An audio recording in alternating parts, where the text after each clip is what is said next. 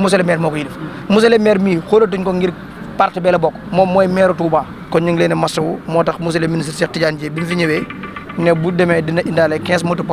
pompe yi moo nekk nii ni ñu koy distribuer moom moo ko wax ndax kilifa moom kenn amul lu dul sàmmal ko kàddoom kon bu taxawee ne association bu ci nekk dinañ la jox 3 moto pompe préfet listé na ko dinañ xool association yi ku ci nekk dañ ko tege sa loxo ak carburant bi mu war a àndal bu ko defee ne yéen ñi nga xam ne yéen ko teg seen loxo yéen a war a topp suivi bi ndax li ma dégg fee ci biir léegi dalul sama xel ndax yéen a bokk même problème mënu leen a bokk même problème tamit di am problème seen biir kon li ngeen war a def yéen ñëpp ku ci nekk nga xamante ni problème bi ngay dund moom la sa morom dund ngeen maase woo nekk benn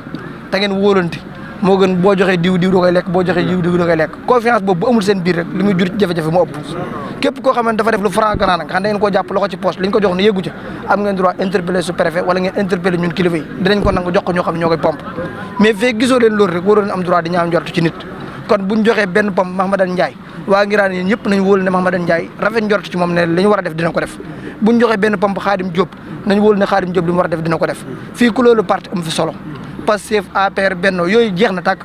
ñoo bokk benn combat bu ñuy xeex muy nu ñu génnee ci jafe-jafe yi ñu nekk loolu il faut que ñu teel ko dugal suñu bopp yi politique nañ ba yàlla dogal ñiy gañe fi ne li ñu soxla mooy nu ñu génnee ci jafe-jafe Touba yi